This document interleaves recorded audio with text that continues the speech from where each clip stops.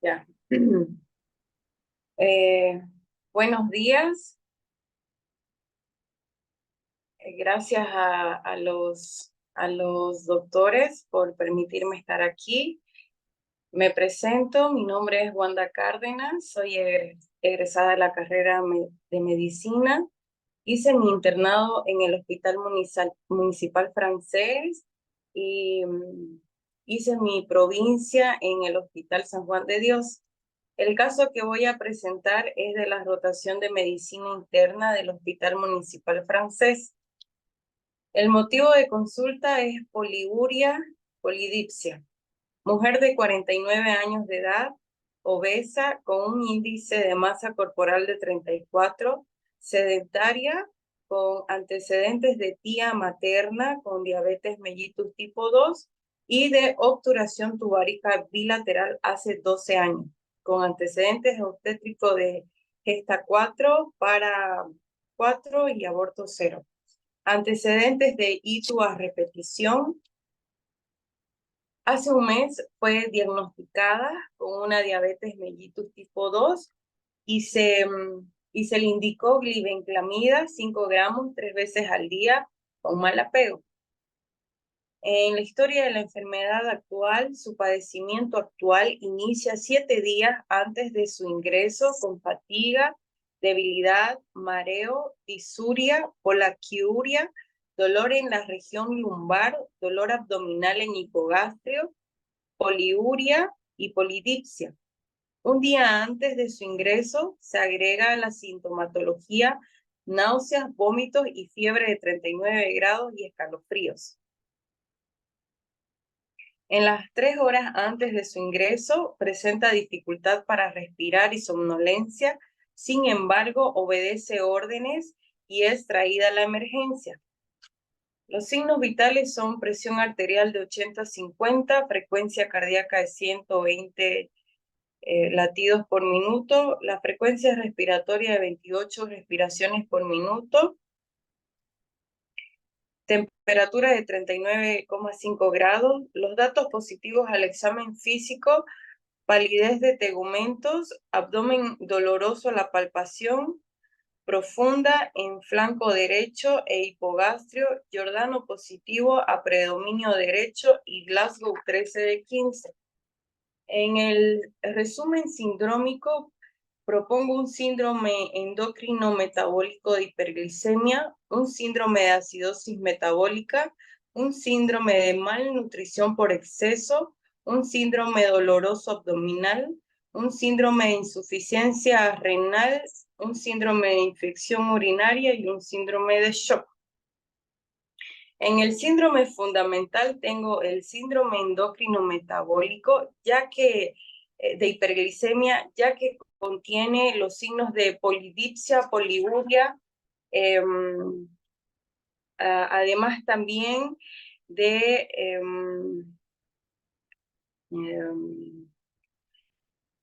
diagnóstico, ya que tiene un diagnóstico de diabetes mellitus tipo 2.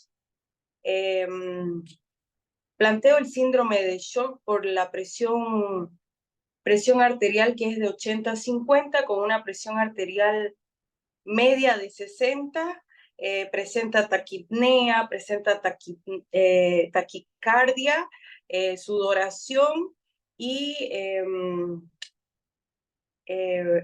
sudoración y aumento de la temperatura corporal.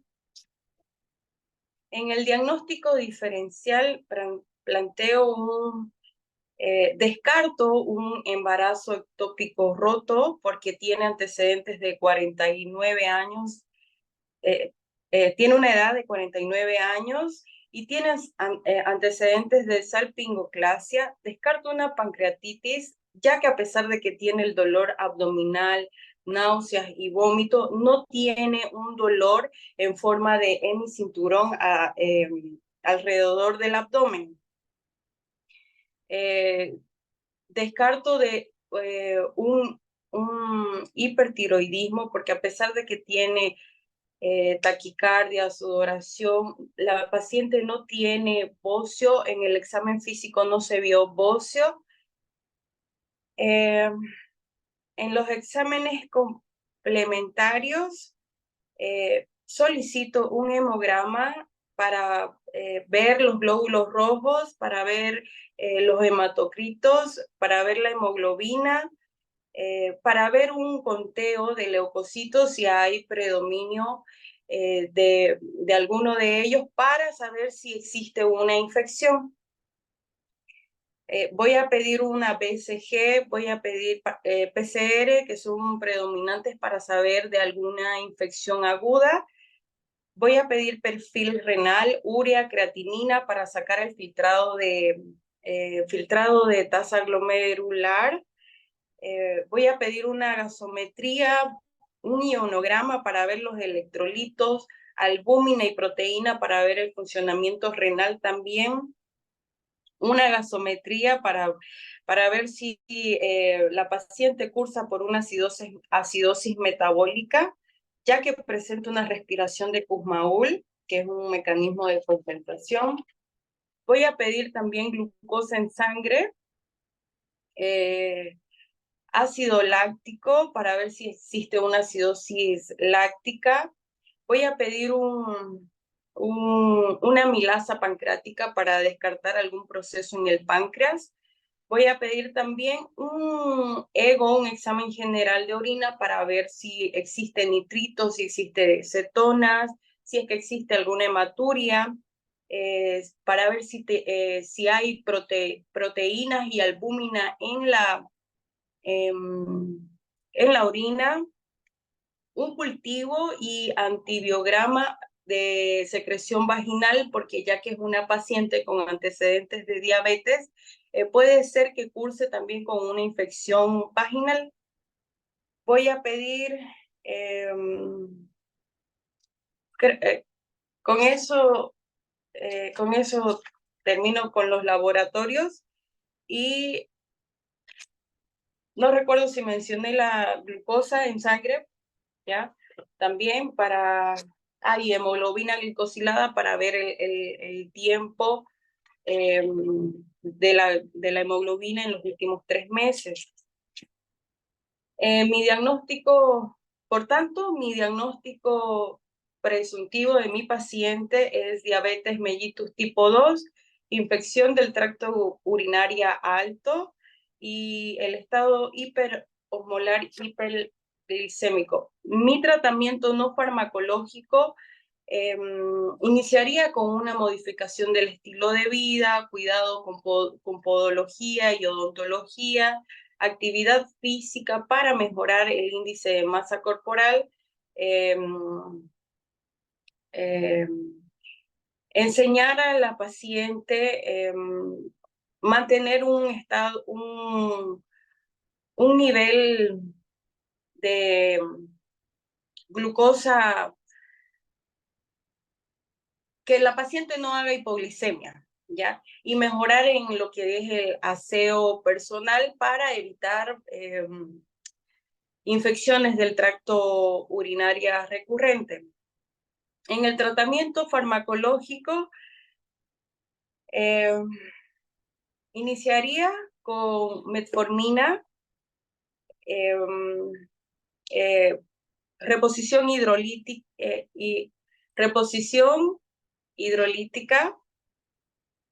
hidroelectrolítica. Voy a evaluar los niveles de potasio para poder administrar la insulina, ya que si tenemos una hipopotasemia, no podemos aplicar la insulina.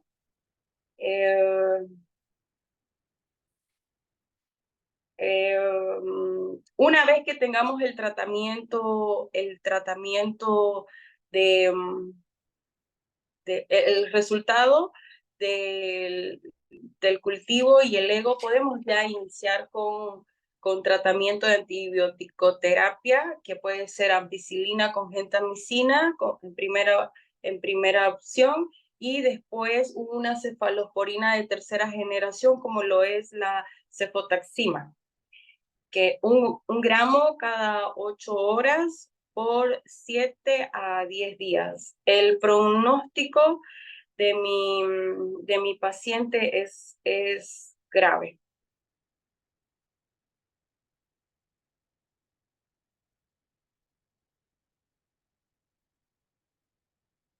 Ya Bien, terminé, doctor. bien, Wanda. Vamos allá. Háblame de la semiografía de la polidiccia.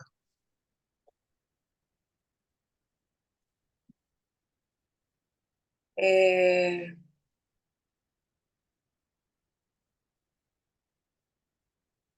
Semiografía.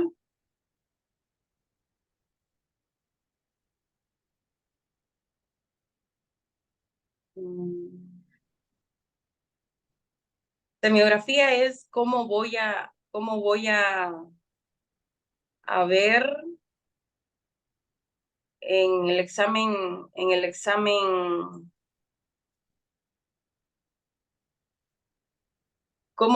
la semiografía es cómo voy a ver en el interrogatorio con el paciente cómo inició Alicia Fredusa.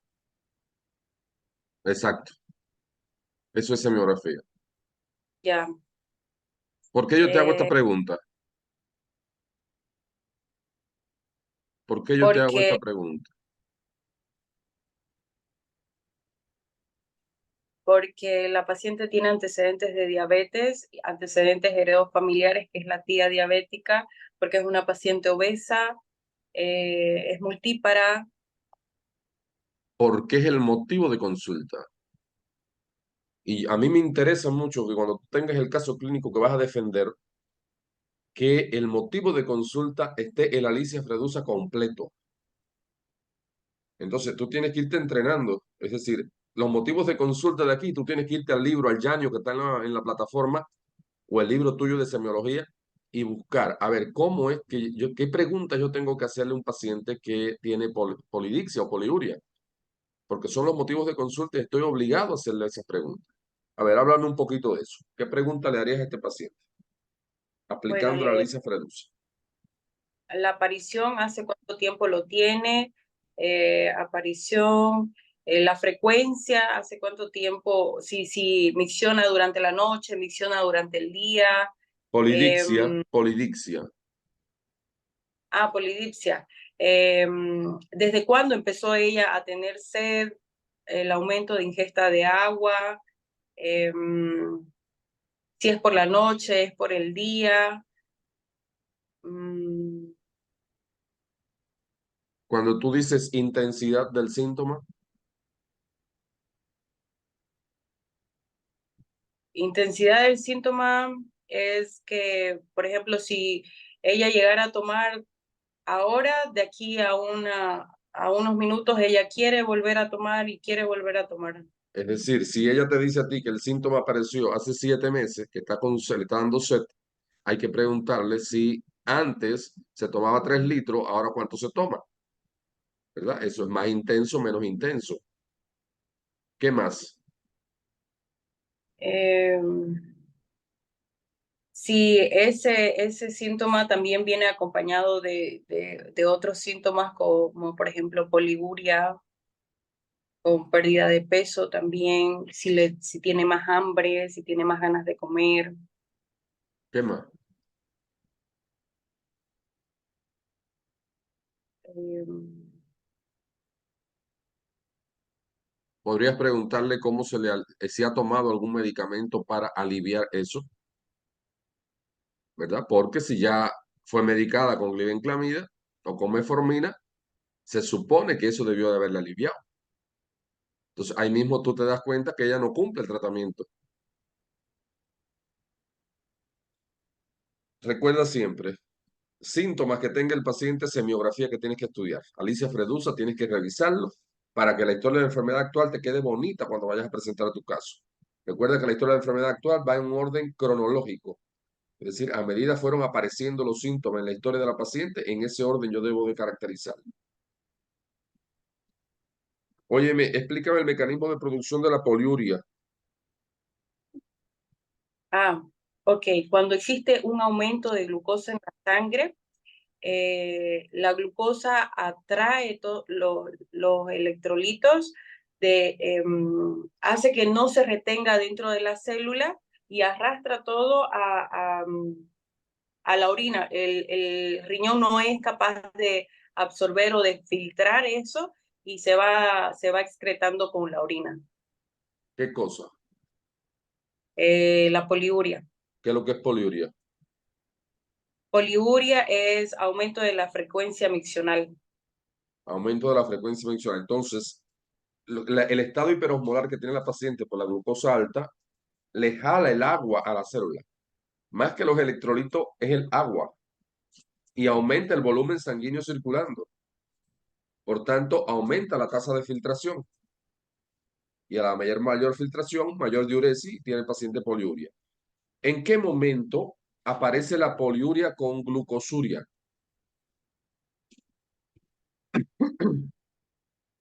Glucosuria es cuando eh,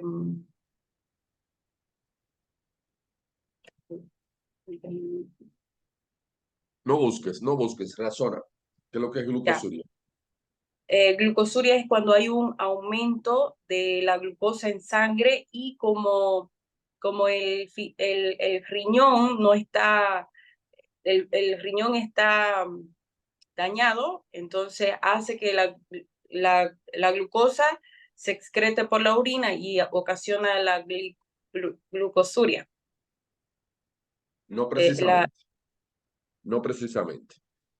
La glucosa es una molécula grande y ella atraviesa el glomérulo y es necesaria para el organismo. Entonces, toda la glucosa que se filtra a nivel del túbulo contorneado proximal se reabsorbe y se mete a la sangre de nuevo. ¿Me entendió? ya, Por tanto, no tengo glucosuria, porque toda la glucosa que se está filtrando, el organismo es sabio y la reabsorbe y la mete en la sangre. Pero el riñón tiene un límite máximo de esa reabsorción y es 180, es un número que tienes que saberte. 180 miligramos de decilitro. Cuando la glicemia en sangre, la glucosa en sangre supera los 180 miligramos de decilitro, ya el riñón pierde esa capacidad de reabsorción, por tanto se elimina por la orina, ok, independientemente que tenga daño o no tenga daño. ¿Me ya. entendió? Sí. Dime 5 diagnósticos diferenciales en un hombre con dolor en hipogastrio. Mm, Hipogastrio. mm,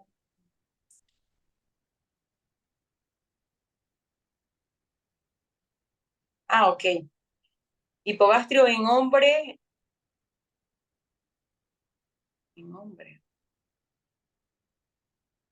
Claro, en una mujer es más fácil, pero en un hombre, ¿qué tengo en hipogastrio yo?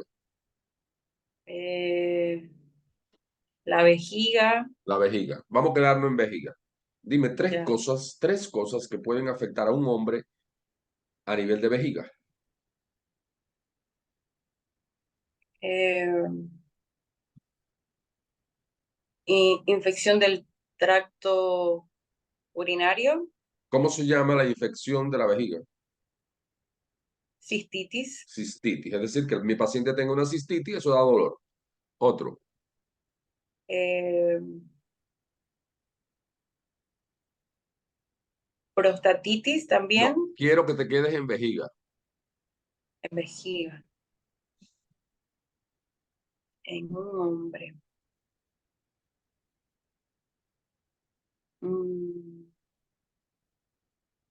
Un tumor, un cálculo que esté ocluyendo ahí el esfínter el- vesical y se esté reteniendo la orina, eso da mucho dolor.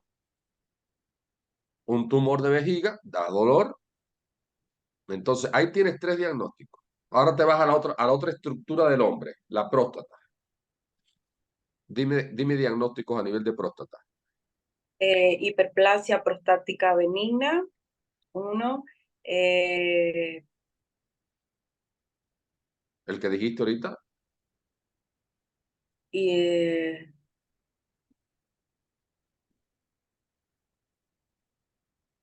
prostatitis, prostatitis, y el otro, el que es más grave, hiperplasia prostática maligna, cáncer, no, próstata. adenocarcinoma prostático. Ah, ok. Adenocarcinoma prostático. Viste, con esas dos estructuras tú tuviste 6 diagnósticos diferenciales. Entonces, esa es la lógica que tú te tienes que meter. Déjame ver en los 9 cuadrantes de abdomen qué 2 o 3 órganos hay. Por si me hacen esta pregunta de diagnósticos diferenciales por topografía del abdomen, yo no tendré problema. Y decírselo rápido. Ahí te quedó todavía la uretra, ¿verdad? Porque puede Sí, haber una estenosis uretral, una uretritis, que da dolor también, un cálculo también. o un cálculo que esté migrando. Sí. Bien. Explícame el mecanismo de producción de los vómitos de esta paciente.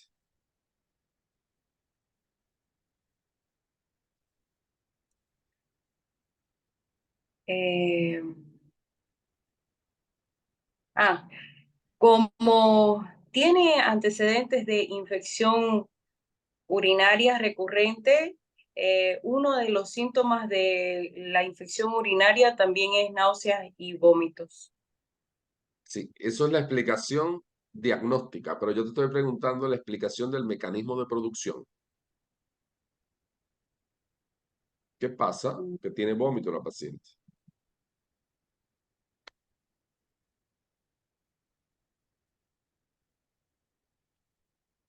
No recuerdo, doctor. El mecanismo de producción del vómito. Recuerda que esta paciente, uno, por la infección urinaria y dos, por el estado hiperosmolar o cetoacidótico, porque yo no lo sé todavía, Sí, que cualquiera de los dos, el estado hiperosmolar o el estado cetoacidótico, cursan con náuseas, vómitos y dolor abdominal. Ahora bien, estos son toxinas, si es la infección del tracto urinario, son toxinas que están en la sangre que irritan a nivel del estómago y producen el estímulo. O si es la cetoacidosis, los cuerpos cetónicos en exceso, la acidosis que genera, todo eso estimula también a nivel del estómago. Por vía aferente va la información, generalmente por fibras vagales, desde el estímulo, los receptores mecánicos sensoriales que están en el estómago identifican que hay un problema, llevan la información al centro del vómito que está en el bulbo, se procesa la información, baja por el asta anterior de la médula, músculo diafragmático, contracción, contrae el estómago, se contrae el estómago y se abre el esfínter esofágico inferior y el paciente vomita. También puede bajar la información por vía vagal, el propio vago, reflejo vago-vagal, el propio vago, y estimula la contracción del estómago y se abre el esfínter. Ese sería más o menos el mecanismo del vómito que vas a revisar. Háblame ya. del mecanismo de la fiebre. Ah, ok. La fiebre, al existir un, un agente extraño, un pirógeno exógeno, manda las señales a los pirógenos endógenos. Estos llevan al centro termorregulador en el bulbo. Es casi lo mismo, ¿no? Y No, no, no, no. El centro termorregulador no está en el bulbo. está ¿Y cuál es el pirógeno endógeno fundamental que se activa durante la fiebre? eh, las, las catecolaminas. No. Ellas van a estar activadas después, pero durante el pico febril son las prostaglandinas. La- Las prostaglandinas estimulan al centro termostático que está en el hipotálamo, allá arriba. Entonces, ¿qué sucede? eh,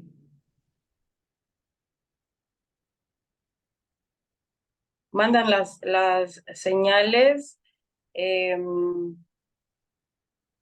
para que el cuerpo pueda compensar esa situación, haciendo que la paciente empiece a tener sudoración, hace una vasoconstricción eh, y aumento de la de la frecuencia cardíaca. Óyeme, tienes que ser cuidadoso cuando estás diciendo estas cosas, porque la sudoración va después.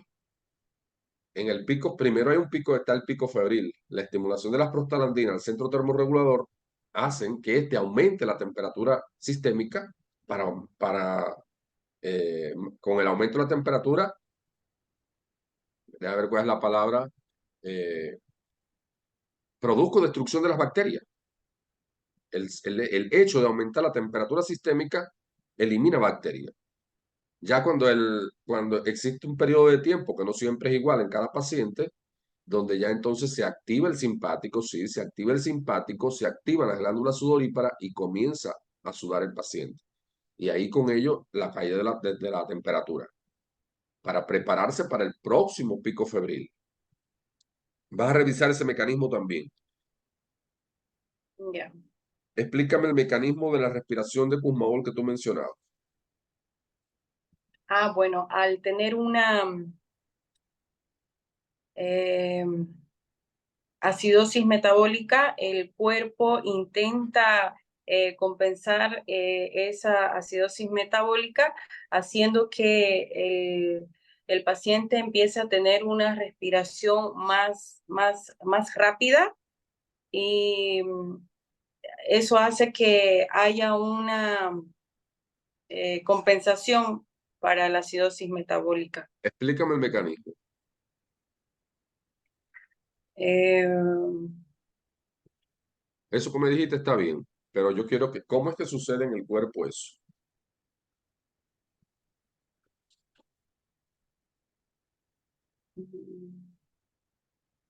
¿Cómo es que yo respiro con respiración del perrito? ¿Cómo es que yo tengo ese jadeo?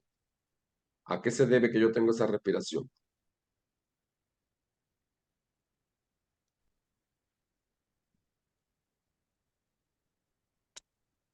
no, no, no manejo, doctor.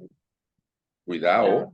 La- Mira, la experiencia que me está dando esto de estar en los cursos con ustedes, me dice, sobre todo con los presenciales que tengo, me dice que cuando entienden bien el caso clínico, que saben bien los mecanismos de producción, la defensa es muy linda. La defensa es muy linda y todo va fluyendo así una cosa tras de la otra. Entonces, no, ya llevamos 3 casos. Ya a partir del cuarto no puede haber un signo o un síntoma que tú no te sepas la fisiopatología de eso. Yo no tengo insulina o hay resistencia a la insulina en esta paciente, ¿verdad? Y entonces la glucosa no puede entrar al adipocito para que el adipocito haga todo el metabolismo. ¿Te recuerdas? Sí,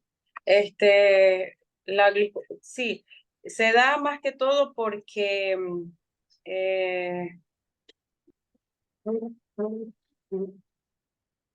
se da más que todo porque cuando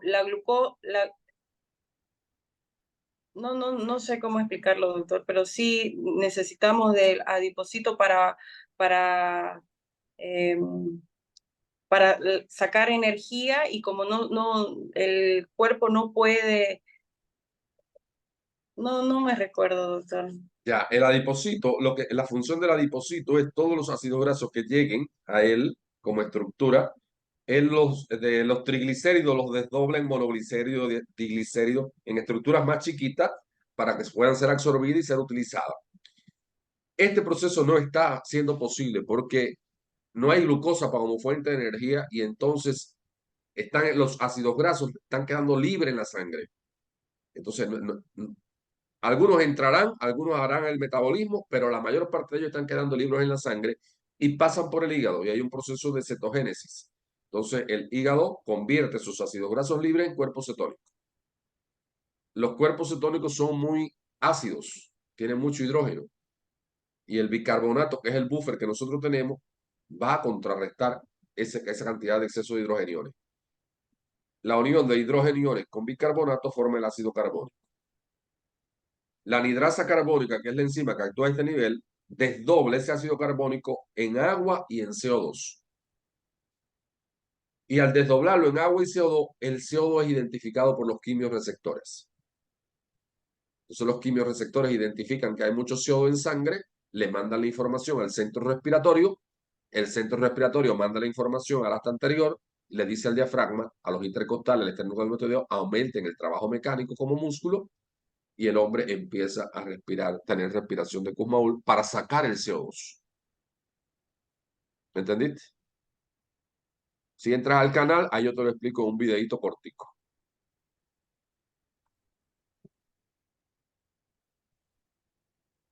¿Por qué tiene sueño esta paciente? Está somnolencia, tiene somnolencia.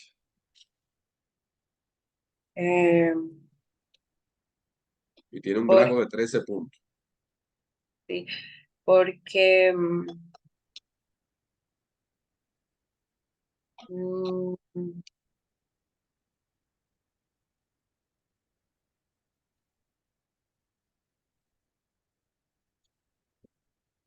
tiende a tender estar somnolienta porque puede ser que si no está en un estado hiperosmolar,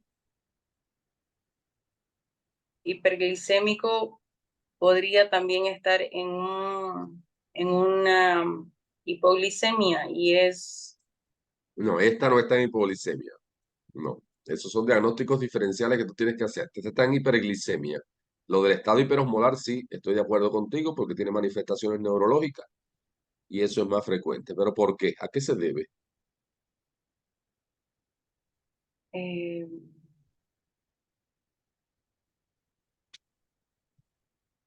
¿Cómo tiene la TA pues, esta paciente? eh, 80-50 ¿Le estará y llegando bien el flujo sanguíneo cerebral al cerebro? no. Ah, tiene una caída de flujo, tiene una caída del... Este paciente, la TA es mínima. Por tanto, el flujo sanguíneo cerebral debe estar comprometido. Y si no llega sangre suficiente allá arriba, hay deterioro de conciencia. Esa puede ser una explicación. Ahora, ¿qué me ibas a decir? ¿Qué me ibas a decir? Que no, no, Ahora, lo que quiero es que me digas es a qué se debe que la paciente está hipotensa.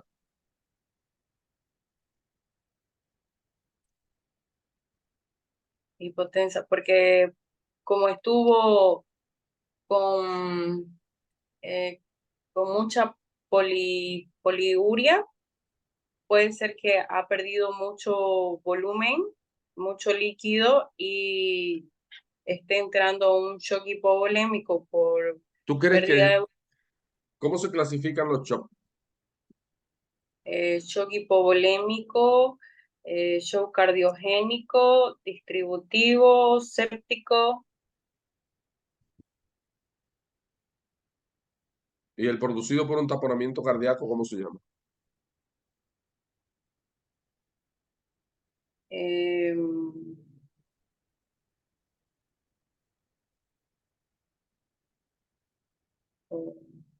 Obstructivo. ¿Y no será que digo, el séptico entra dentro del distributivo? sí, Óyeme, ¿y qué es lo que sucede cuando un paciente está en shock séptico? tiene los síntomas de taquicardia, disminución de la presión arterial, ¿Y qué sudoración, sucede, qué sucede fisiopatológicamente?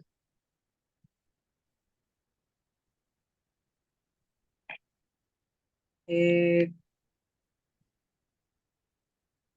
hay disminución del gasto cardíaco.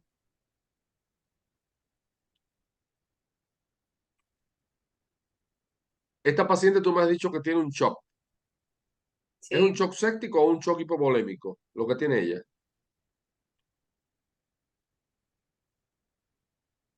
Mm,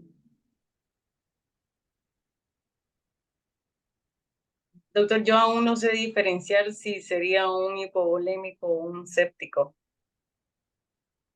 porque Pero, no tengo, pero no, un tanto por la lógica de la clínica que tiene la paciente y los antecedentes, ¿hacia dónde te orienta? eh, Por dos, por los, ¿Por dónde Por está lo, perdiendo volumen esta paciente para que sea un hipovolémico? por la orina. ¿Tú crees que un paciente diabético, porque tenga poliuria, se va a poner hipovolémico? Si también tiene polidixia y también toma bastante agua.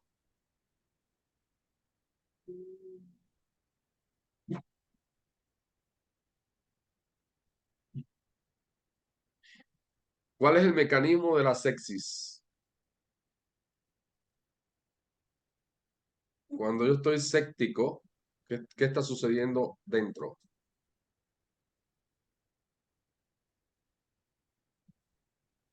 Sí.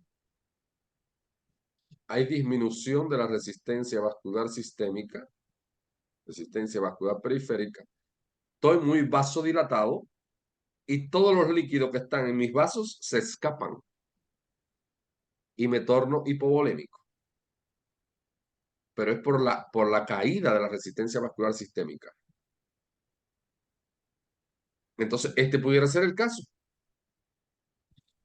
Esta paciente, tú me has dicho que tiene una infección del tracto urinario. Esa infección podría estar llevando la sepsis a la paciente. Deja ver la cachorra esta.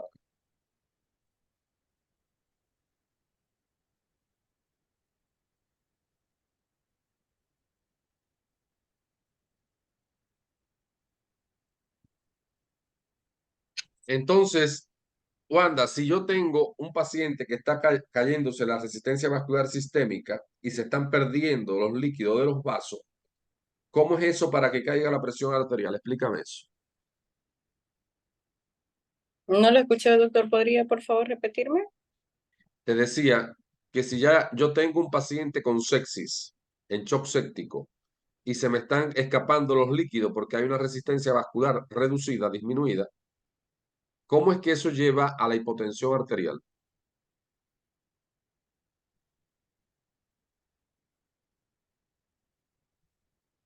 Mm,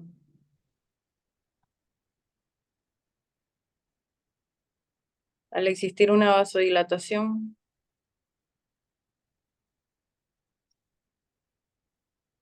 ¿Qué pasa? em,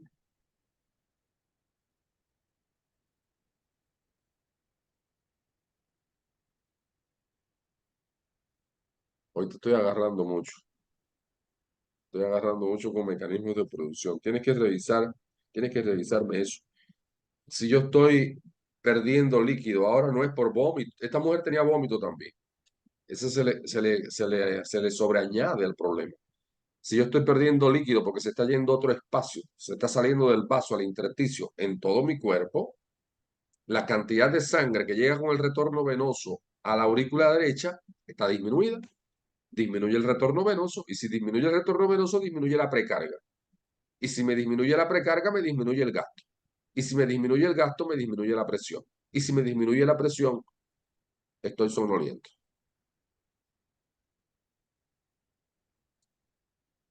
Explícame el mecanismo de producción de la taquicardia de esta paciente.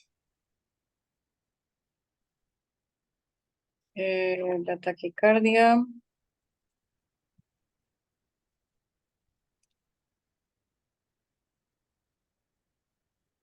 Bueno, una vez que el cerebro recibe esa información hay eh,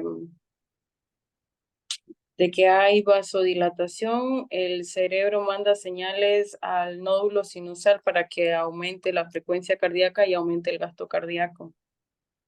Bien, ¿de dónde le llega la información al cerebro?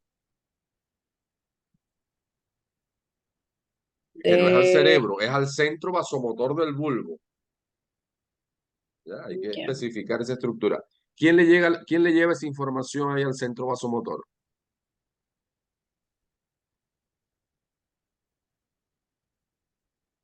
Mm,